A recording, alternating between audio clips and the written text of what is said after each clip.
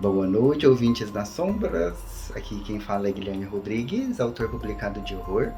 Hoje, no página 13, a gente vai trazer um bate-papo aqui animadíssimo com o autor Yudi L. Fialho, autor do livro O Caso de Cesar Green.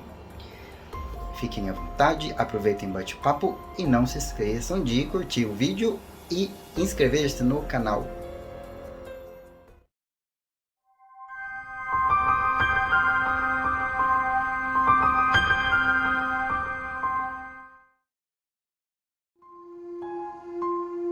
César acorda de um sonho inquieto, apenas desejando nunca ter acordado.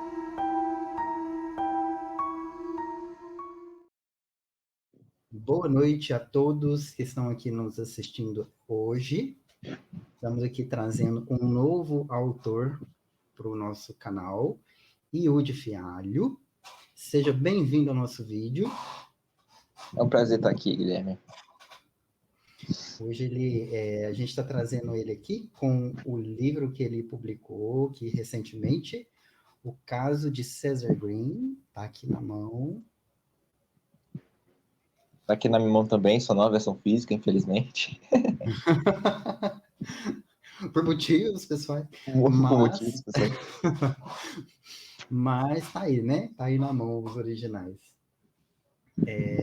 Inclusive, a versão que eu tenho aqui é o manuscrito, tá? Então, o bagulho aqui vai ser da hora.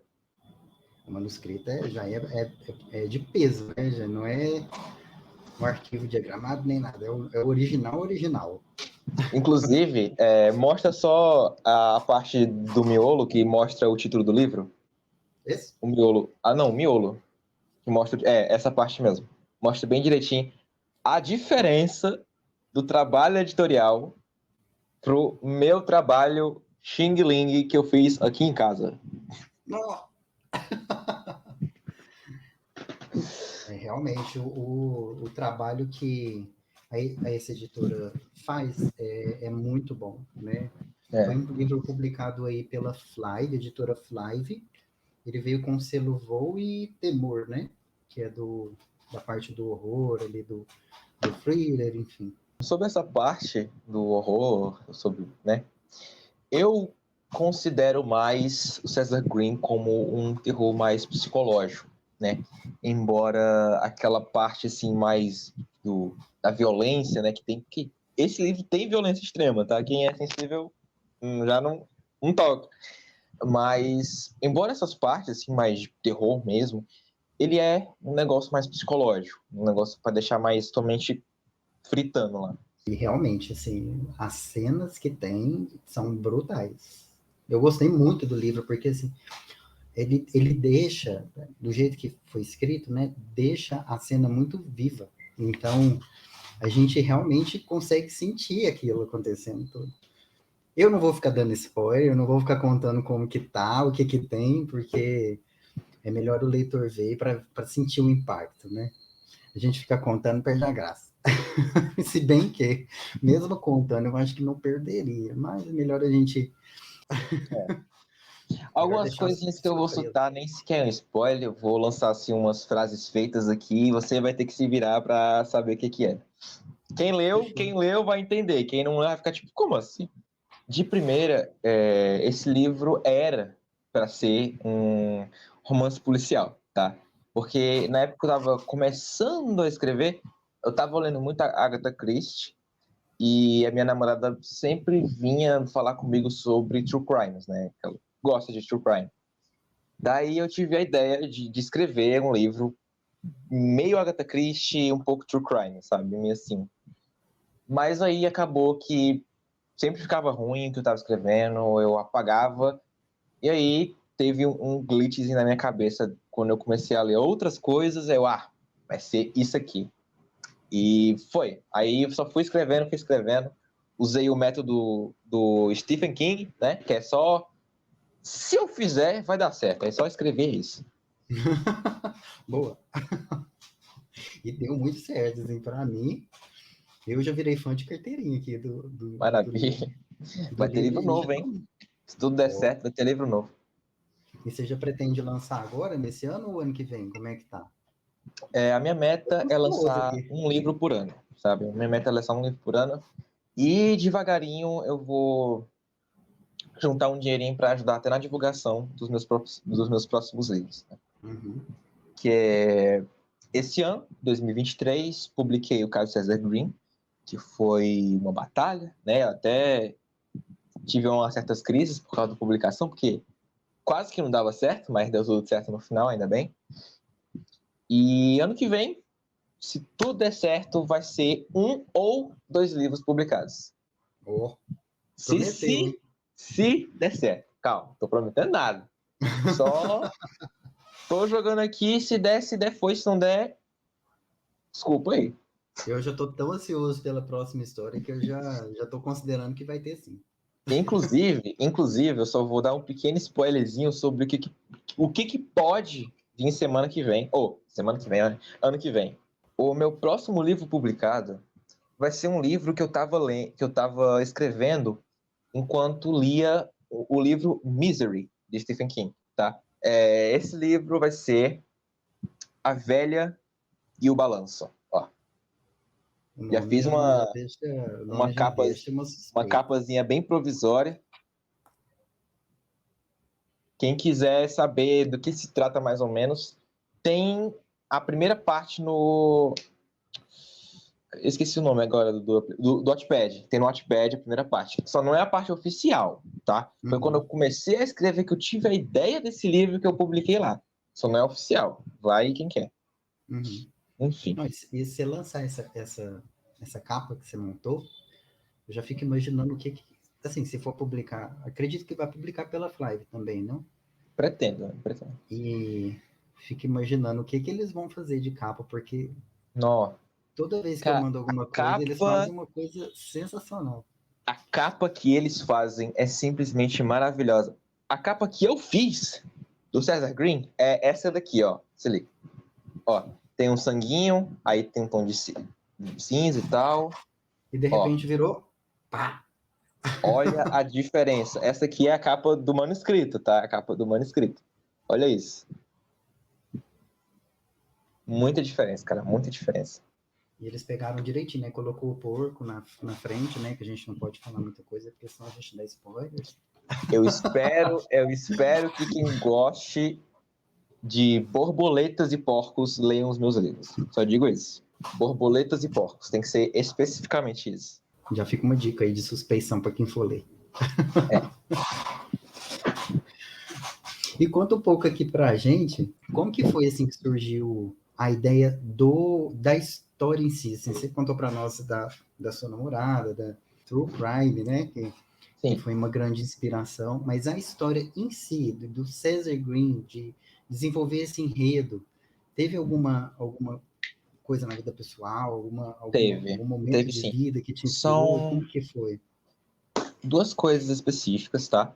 A primeira é que eu sempre fui muito sensível com essas coisas de problemas psicológicos, sabe?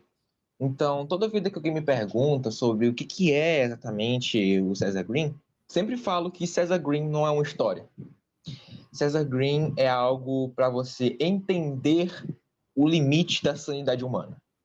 Tanto que, às vezes, quando eu vou divulgar, tem assim, até que ponto o homem pode chegar até se perder completamente em sua sanidade. É mais ou menos isso.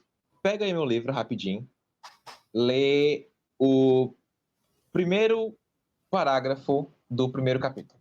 Então tá aqui. César acorda de um sonho inquieto, apenas desejando nunca ter acordado. Exatamente isso. Essa parte, quem lê muito, quem é aquele leitor alucinado, vai pegar na hora. Mas quem não pegou, tá aqui a inspiração. A Metamorfose, de Franz Kafka, que o primeiro trecho do livro é: quando Gregor Samsa, certa manhã, despertou de seus sonhos intranquilos, encontrou-se em sua cama, metamorfoseando-se em um inseto monstruoso. Então, tem essa ligação, porque a simbologia de metamorfose é literalmente sobre como alguém se torna dependente de uma quantidade de pessoas específicas. No caso do Gregor Samsa, quem leu Metamorfose, vai saber que a simbologia dele é quando, sei lá, ele sustentava a família, por exemplo, se tornou inútil como um inseto e encontrou-se metamorfoseando-se nesse inseto e o livro foi desenrolando a partir disso, né?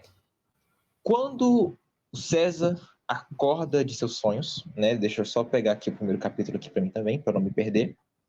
Quando o César acorda de um sonho inquieto, desejando nunca ter acordado, é como se ele simplesmente estivesse desistindo, sabe, dele mesmo, basicamente.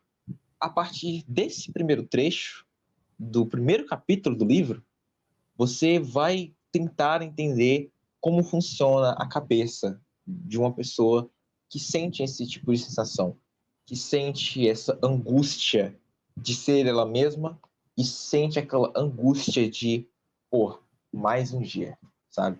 Inclusive, eu queria divulgar uma das minhas maiores inspirações para realmente querer ser escritor, tá? É o meu tio-avô, Francisco Marques da Silva, tá? Ele é um escritor, ele escreve infanto-juvenil e livro infantil, também faz peça, tá? Ele escreve peça aqui em Fortaleza, Ceará. E ele realmente que me fez querer escrever. Inclusive, assim que eu terminei de escrever o manuscrito, eu entreguei na mão dele, tá aqui, lê. E, cara, ele me ligou, falou assim, olha, você é um escritor de mão cheia, mas tem um único defeito, um único e principal defeito. Você escreve melhor que eu. Ó, isso é um elogio de peso. Cara, eu fiquei... Nossa, eu fiquei, cara, eu não sei nem, eu não soube nem o que dizer, eu fiquei nervoso até. Ganhou o dia, o mês, o ano e a resto da vida. Foi, bem foi a vida logo. Foi muito da hora. Eu amo esse meu tio. Inclusive, toda vida que eu vou visitar ele, ele me dá um livro, velho. É sério. Eu tava até com um livro dele aqui pra mostrar, que ele me deu, só que vai acabar derrubando aqui as coisas, então melhor nem mexer. Mas tá aqui. Faz parte. Uhum. Então, César Green é sobre isso. Sobre o como uma pessoa que já não quer mais estar ali é levada ao seu limite, ao extremo, até perder completamente a sanidade. É sobre isso que é o caso César Green. Uhum. E eu percebi isso mesmo no livro, porque no começo ele leva a gente a entender que ele vive num cenário muito tenebroso, assim. Ele beira a depressão, alguma coisa, né, muito sofrido, muito triste. A gente vê que ele não está feliz. E aí, com o passar do livro, a gente vai entendendo melhor da vida dele, do dia a dia. Isso vai só afundando mais, vai só afundando mais. A gente cria até uma certa empatia com o personagem, no ponto de vista da gente querer ver ele se superando aquilo. Foi basicamente isso, né? É tanto que quando eu estava escrevendo, enquanto eu escrevia, na hora que eu terminava um capítulo, já mandava para minha namorada: ei, olha aí como é que tá ficando. Ei, como é que tá show? E todo dia que a gente conversava sobre esse livro, ela sempre dizia que o César era o xodózinho dela. Era incrível, era incrível.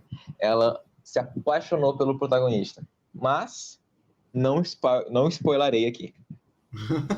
Mas por que ela se apaixonou tanto assim pelo protagonista? Porque ela criou empatia por ele, ela criou aquele afeto, aquele carinho por ele, sabe? Então Então, foi a mesma sensação que eu tive, assim, pois é, exato. Foi proposital. Não, você soube desenvolver ele muito bem desenvolvido. Obrigado.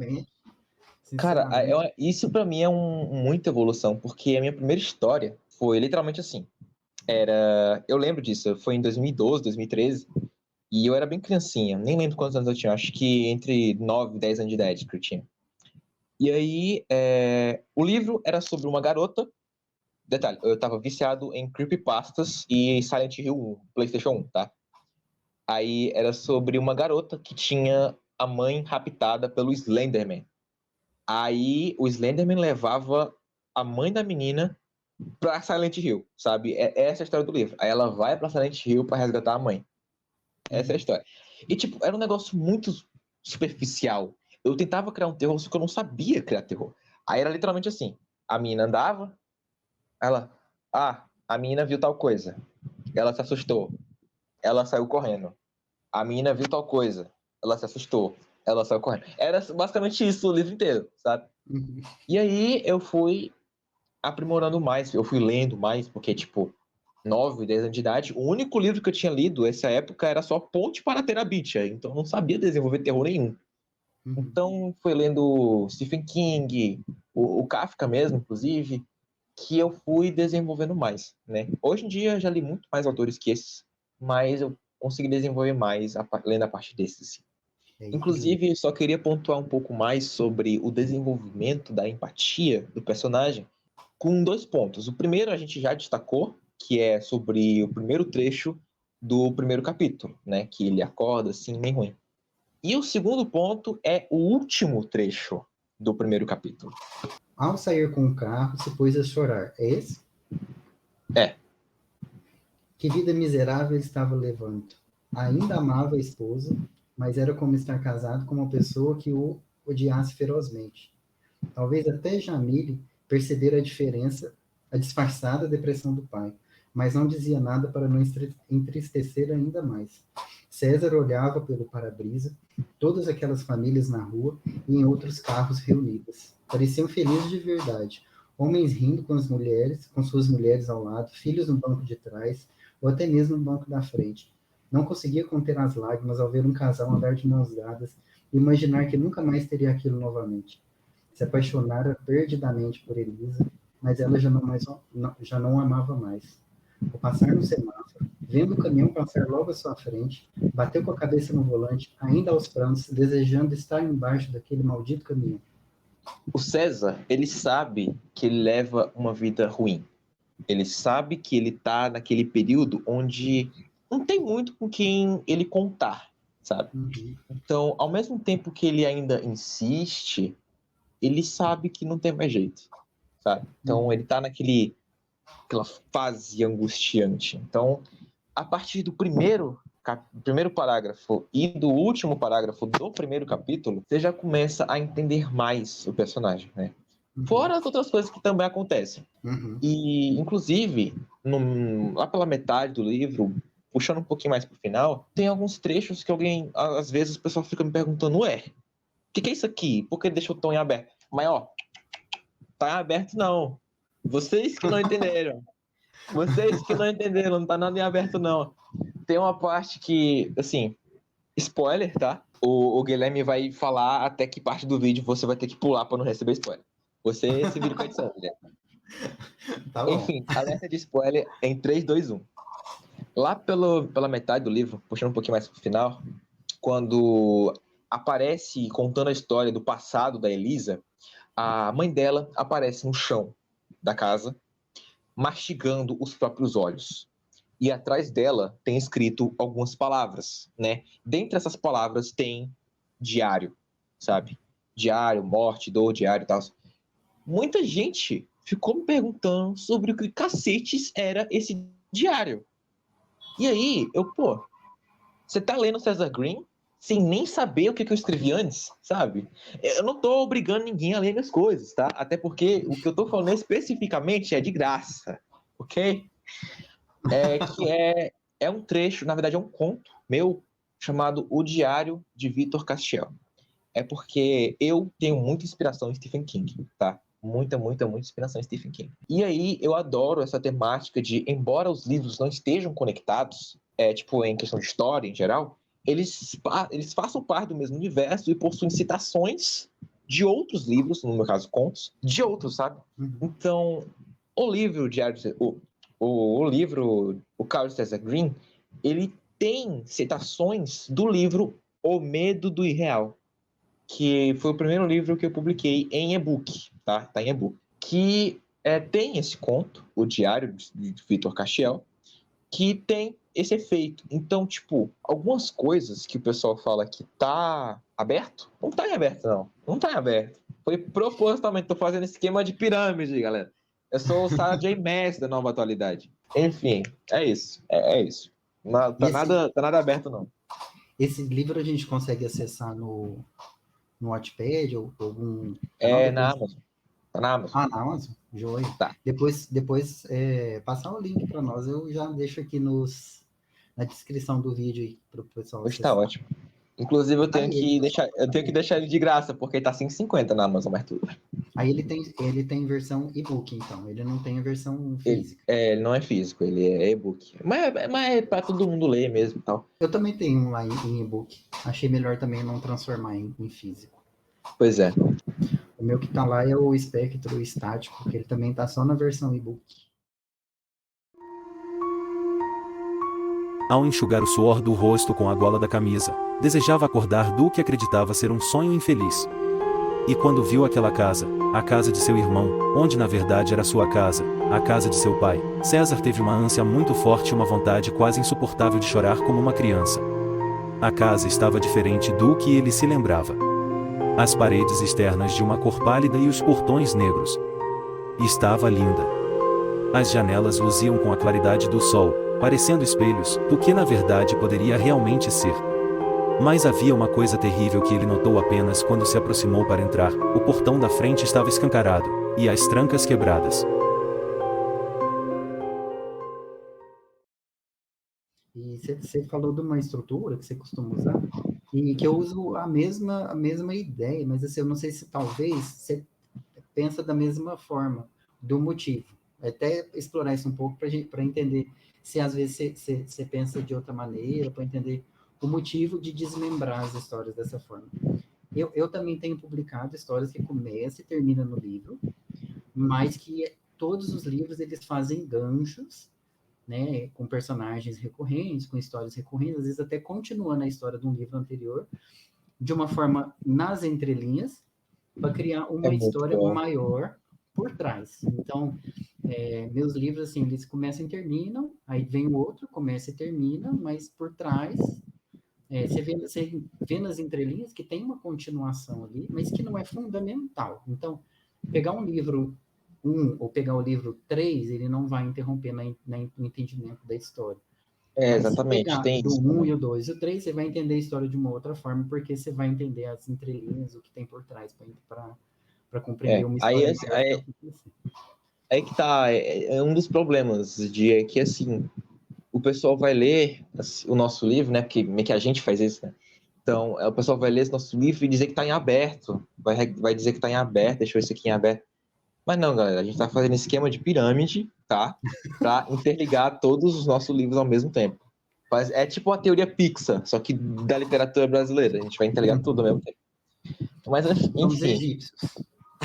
exatamente, egípcios brasileiros da literatura. Egípcios brasileiros. Mas, enfim, outro alerta de spoiler, tá? Você vai se virar pra pular. É que, assim, um texto, na real, não é tão spoiler assim, ó. Tipo, oh meu Deus, que spoiler. É só uma curiosidade. É que tem um conto meu que, cara, esse sim, é sério, tá de graça no Wattpad. Por favor, leiam. É literalmente uma das histórias mais importantes e mais pesadas que eu já escrevi em toda a minha vida. Eu juro.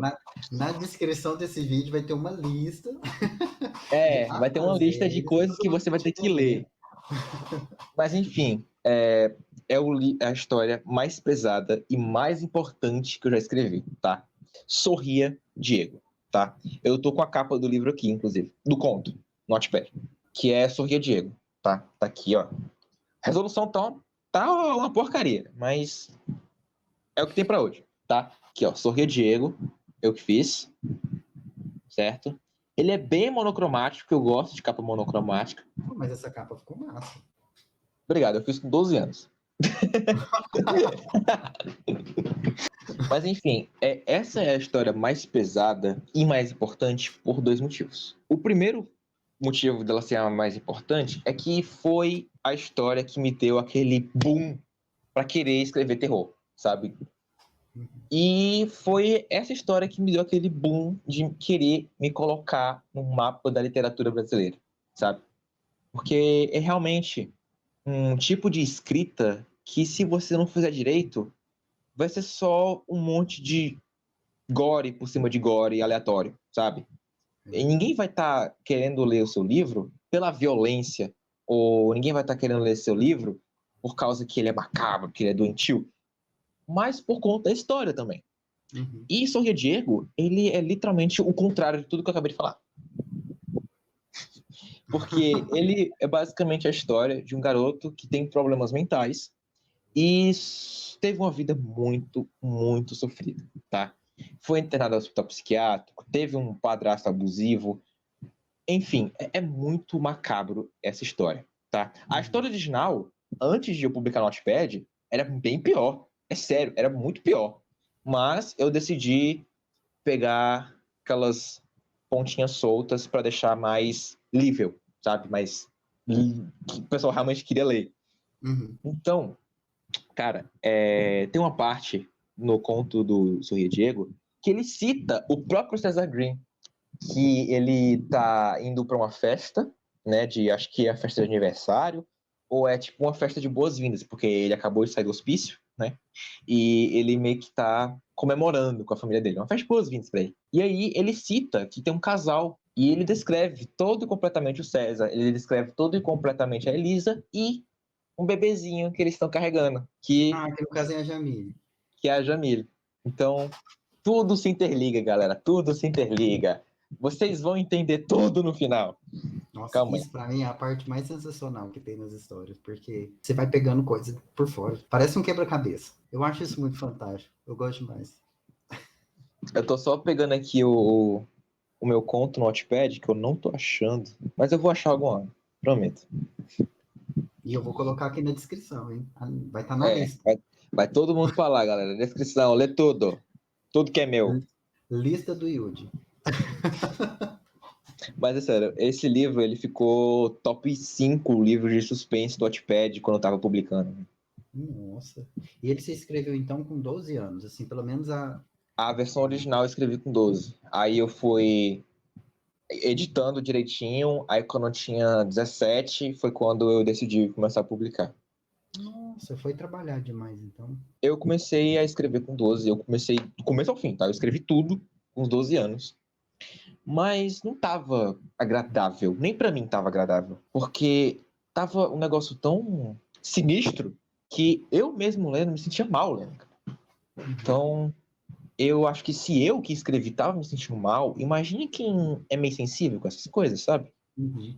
Aí eu decidi apagar o livro e quando eu tinha mais maturidade para escrever, no caso, enquanto eu escrevia César Green, eu escrevi Sorria Diego, tá? Isso aí é meio óbvio em diversas partes.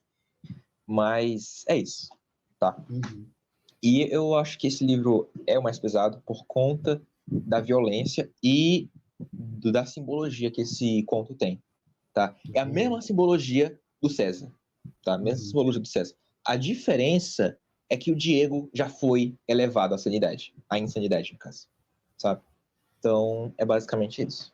O César, no caso, está descobrindo a insanidade, né? Ele tá sendo Ele vai elevado ser ao limite dele.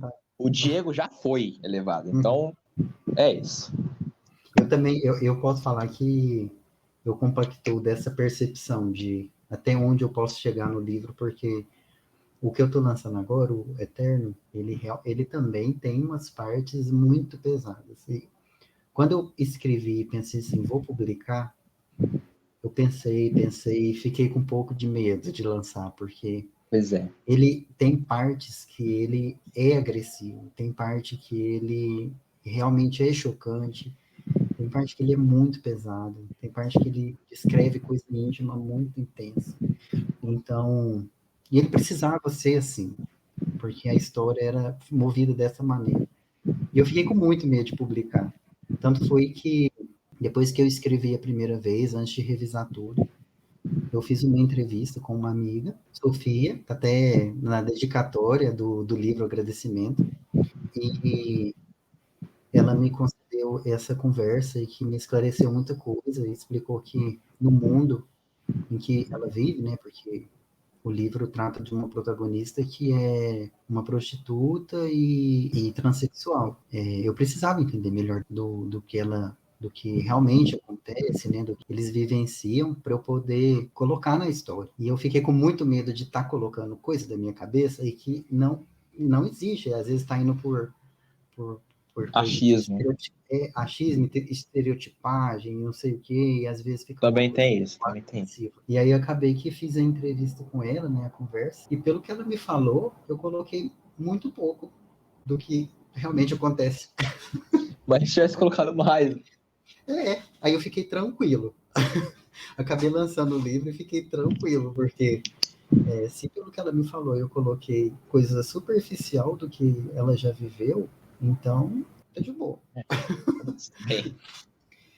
Mas enfim, eu achei o Sorria Diego, tá aqui, ó, bonitinho no meu Wattpad.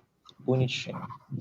Enfim, ele tem, assim, contando com os spin-offs dos contos, tem 1, 2, 3, 4, 5, 6, 7, 8, 9, 10. Tem 10 capítulozinhos, 9, porque o último nem é capítulo, mas também.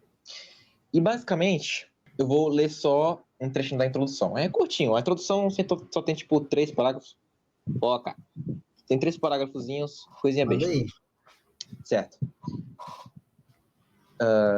Curiosidade.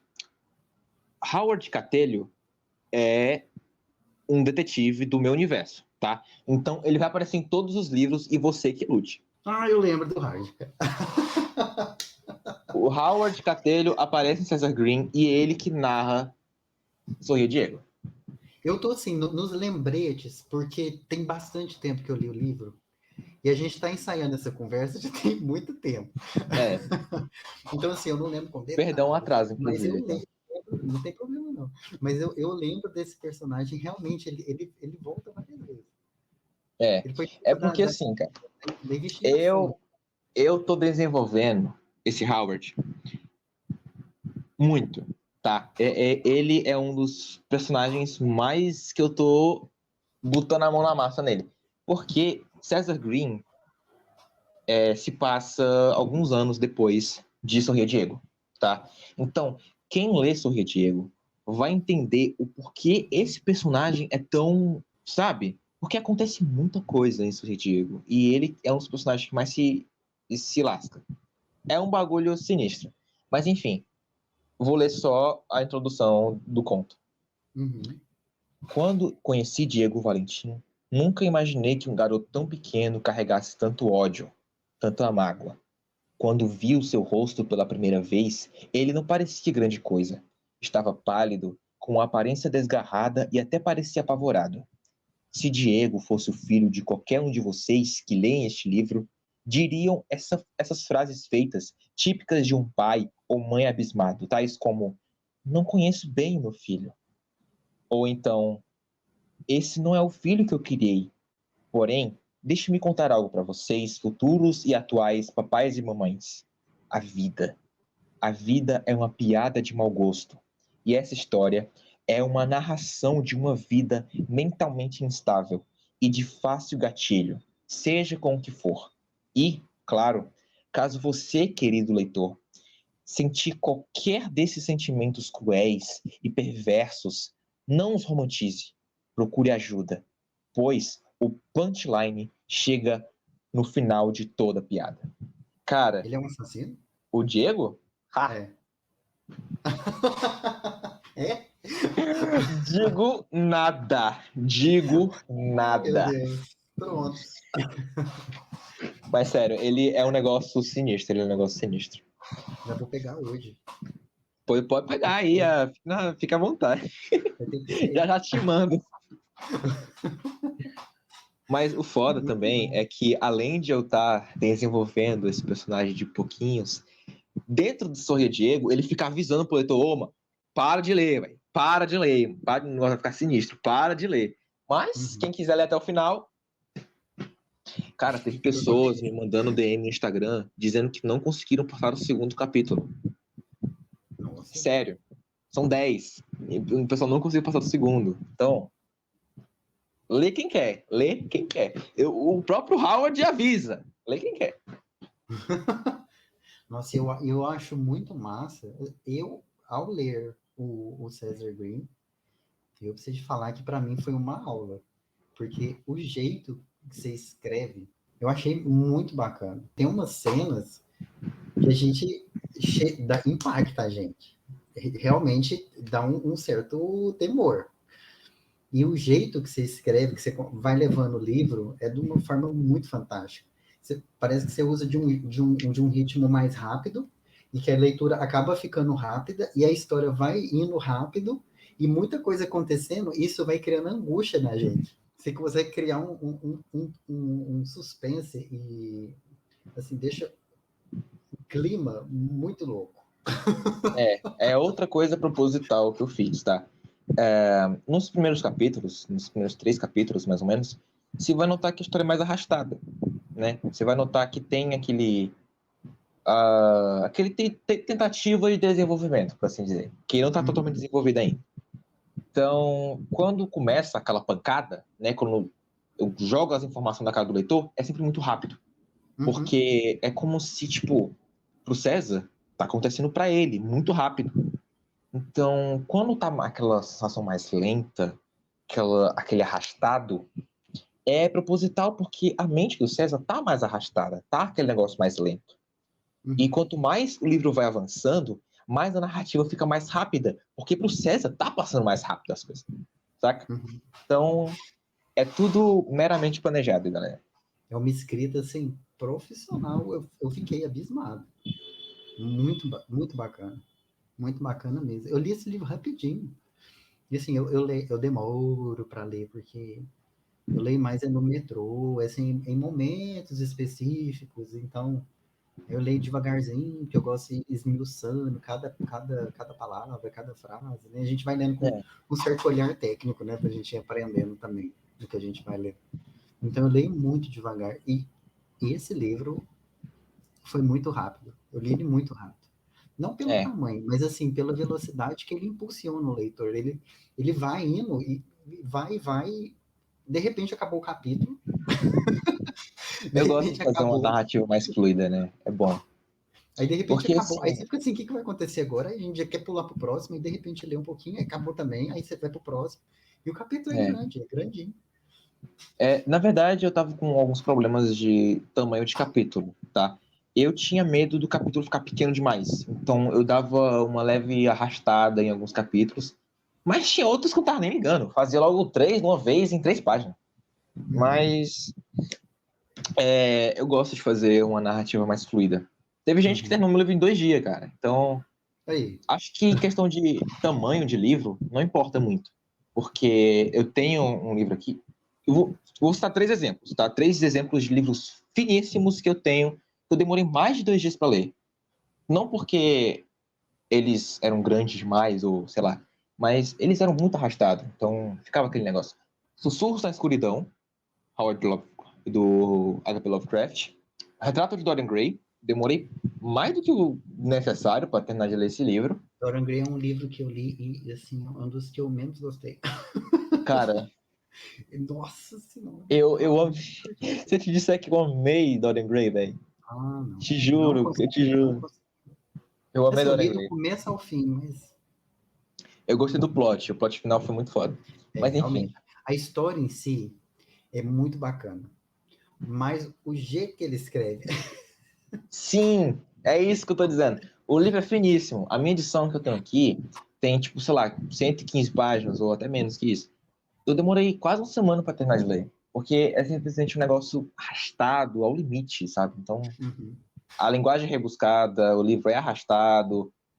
Enfim, é um livro bom, tá? Eu gostei muito, mas demorei muito para terminar. Mais do que necessário. Eu demorei muito, assim, mas por... Assim, esse já é famoso, esse autor já é famoso de realmente ser difícil de ler, que é Lovecraft, Nas Montanhas da Loucura. Pelo amor de Deus. Esse aí eu levei quase um mês. Porque Nas Montanhas da Loucura eu demorei 2 dias só. Mas porque, enfim, eu tava desgraçando aquele livro. Ele descreve cada coisa e a gente tem que ficar imaginando. Aí eu ficava assim e tal. E aí vai falando de tamanho das coisas, como que era a forma. Até um certo Quer uma dica? Eu falei assim, dica? Deixa arder. Uma dica muito boa. Uma dica muito boa para Lovecraft primeiramente, assistir o filme A Cor Caiu do Espaço, tá? Tem filme. Assiste esse filme. Mas eu li o conto primeiro. Ficou fiel. Tu percebeu a narrativa do... Não. Ficou maravilhoso. De 2019, né? O filme, acho que é... Isso. Que tem Primeiramente, assista esse filme. A segunda coisa é que, se você já vai estar naturalizado com aquele filme, quando você for ler Lovecraft, leia com a voz do Nicolas Cage. Boa. Foi o que eu fiz. Eu fiz isso. Eu li. Qual foi o livro que eu li, cara?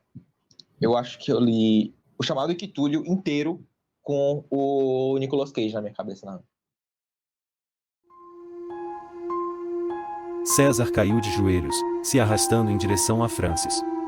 O sangue tinha um cheiro forte, e escorria por todos os lugares. Olhos, nariz, ouvidos e boca. A perna direita foi arremessada na calçada de um vizinho, e o joelho de César encharcou-se de um vermelho denso e quente que esfriava ao se espalhar pelo asfalto gelado.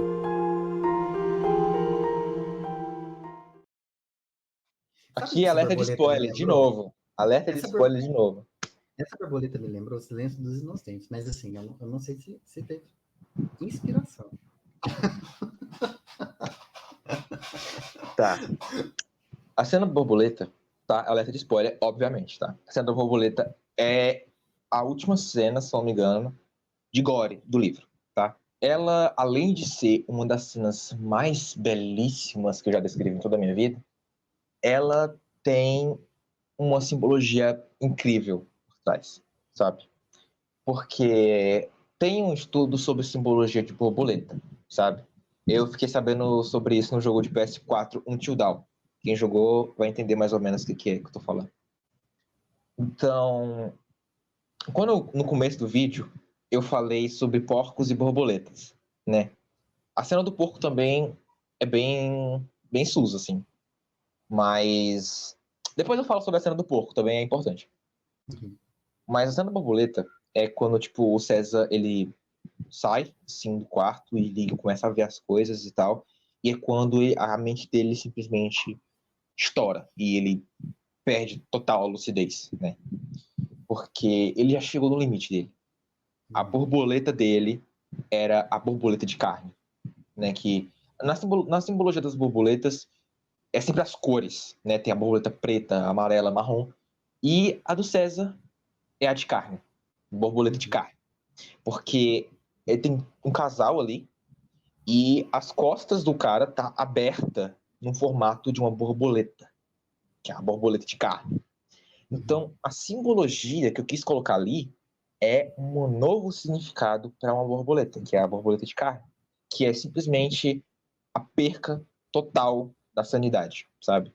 Quando você chega simplesmente com o ápice de o que lhe trazia prazer, no caso daquele casal, o próprio sexo, te traz a quebra da lucidez, te traz a sua desgraça. Então, além de ser uma das cenas mais macabras do livro, ela traz uma simbologia bem mais aprofundada do que deveria ser, sabe?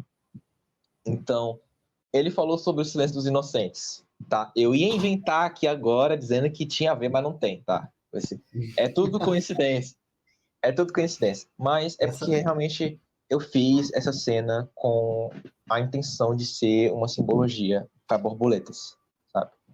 Essa cena eu tive que lê-la 3 vezes, porque é uma coisa meio doida. Até a gente conseguir imaginar. O que eu consegui fazer um paralelo foi com Jogos Mortais. E aí foi quando eu comecei a fazer a assimilação para eu entender a cena ali. Mas acho que você foi além. Obrigado. Porque, né, pesado. tipo, é porque, assim, já que eu tava fazendo uma simbologia, eu queria deixar algumas coisinhas, assim, no ar, sabe? E uma dessas coisinhas também, que eu acabei de lembrar aqui, inclusive, foi a parte da boca deles costurada, né? Porque a boca dos dois estava costurada. Basicamente, quando o César perde a lucidez naquela hora, tem aquela simbologia de perca total da lucidez, da borboleta de carne. E a parte da boca deles costurada é literalmente o silêncio de uma pessoa que perdeu a sanidade. Porque ela não tem mais o que fazer, não tem mais o que falar. Ela pode, obviamente, né, tem o tratamento, mas a simbologia ali é que com a perda total da sanidade do César, explica no final do livro que ele ficou em estado catatônico, né? Então, tem aquele trecho, aquela passagem da lucidez para o apagão completo da mente dele, que a mente dele só queima, né? Tem a cena que eu descrevo da mente dele simplesmente queimando, como se fosse um filme velho. Já a cena do porco, né? Que eu ia dizer Eu te agora. perguntar. A cena do porco, ela foi uma tentativa de simbologia, mas ela não é tão assim, tipo, oh meu Deus, que incrível. Não é o bolo de carne na vida, mas eu quis dar aquele baque, sabe, no leitor. Porque quem leu ficou se perguntando, cacete, quem era, o que era aquilo ali, entendeu? Mas acontece, meu querido leitor, se você não entendeu, não era um porco. Não era um porco. Porque o próprio Howard Catelho falou que encontraram o corpo de uma garotinha sem cabeça. Quando Foi o mesmo. César tá perdendo a consciência, ele vê uma estaca de madeira na frente de uma janela, com um porco com as orelhas cortadas. Uhum. Mas aquilo ali era só uma visão que ele estava tendo. Não era um porco ali. Sacou? Tinha o corpo de um porco sem cabeça. Mas aquilo ali não era um porco. Ele estava tão ruim na cabeça dele que ele viu um porco. Mas não era. Era uma garotinha aleatória. Porque não Era uma tinha. garotinha aleatória. E essa questão do porco que você está falando, que eu não gosto de Que, falar. no caso, já está interligando com outro livro. Não está em aberto não, viu? Não me xinguem. Não está em aberto. Já falei que nada está em aberto. Mas é isso. É isso. Misericórdia, não vou nem dormir de noite. É tão bom traumatizar as pessoas. Meu Deus do céu. Tem um outro fator confundidor aí no livro, né? Porque Tem. a É porque eu gente. gosto de fazer meus quebra-cabeçazinhos que o pessoal vai ter que teorizar. Eu gosto que as pessoas teorizem sobre as minhas coisas, tá? É muito bom. Mas eu falo assim, porque até foi uma dúvida até que eu cheguei a te perguntar, né, quando eu estava lendo, porque eu fiquei um pouco confuso de entender quem que era o narrador e de quem que era a fala do protagonista e qual que era a fala de outra pessoa, porque Bom as ponto, coisas bom se ponto. intercruzam e não é um narrador só, né? E aí a gente tem hora que a gente fica meio confuso, a gente não sabe quem que tá narrando, e isso participa do momento ali da gente poder entender a história, porque na hora que muda o narrador, se não tem alguma coisa que anuncia, a gente fica perdido, a gente não, aí a gente, né, a gente se perde na história e não consegue entender o que está acontecendo.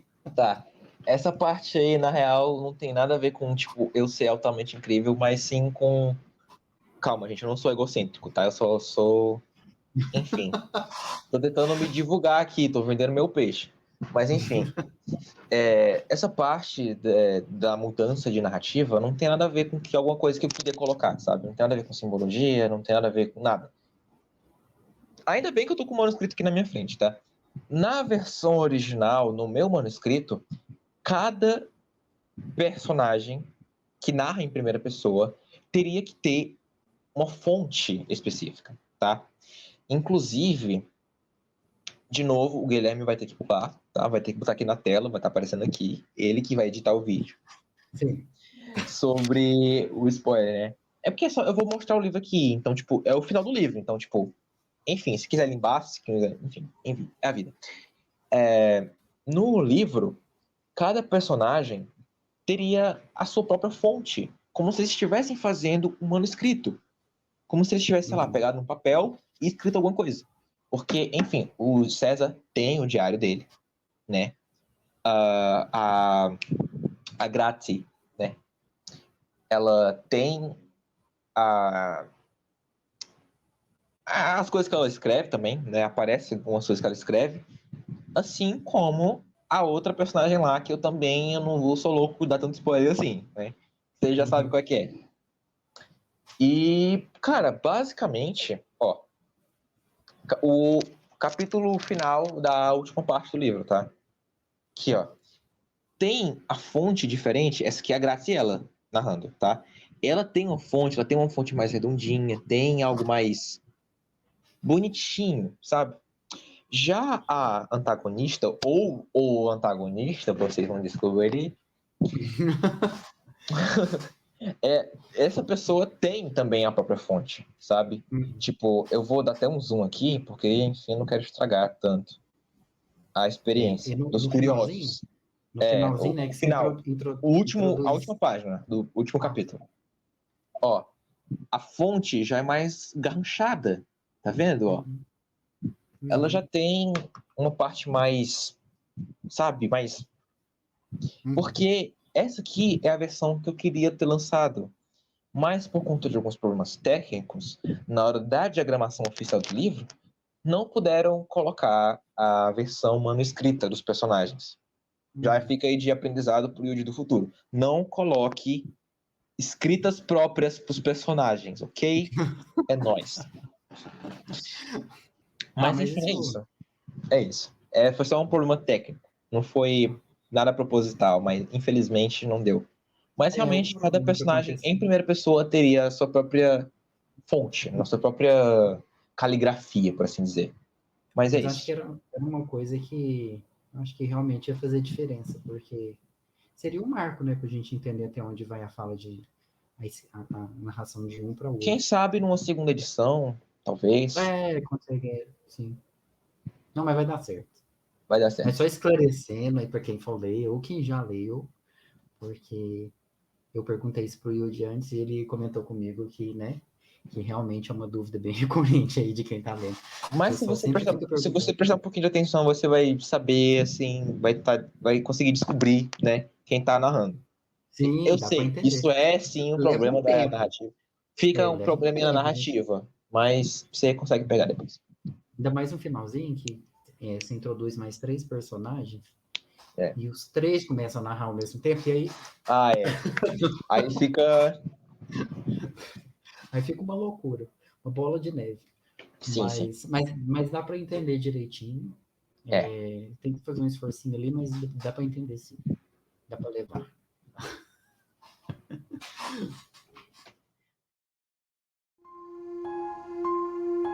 Desejava ter seus demônios varridos de sua mente. Desejava ter se enganado quanto às suas paranoias. E, acima de tudo, desejava nunca ter ido àquele maldito hospital. A porta bateu com violência na parede. César ficou com a mão lotada de farpas de madeira, mas se doeu, ele nem ligou. Prestou bastante atenção no cenário que estava à sua frente, uma pena que sua mente perturbada não deu tempo de processar cada detalhe. Então, é isso, pessoal. Esse foi o nosso bate-papo aqui.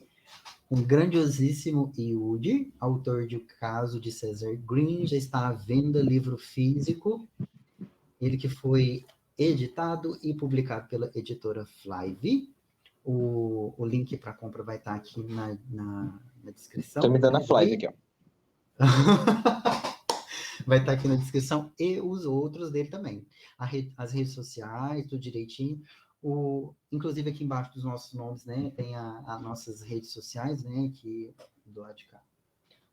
Inclusive, galerinha, não sou só escritor não, tá? Tem projeto novo vindo aí também. Ah, é? É, claro que sim. Eu sou imparável, o cara é imparável.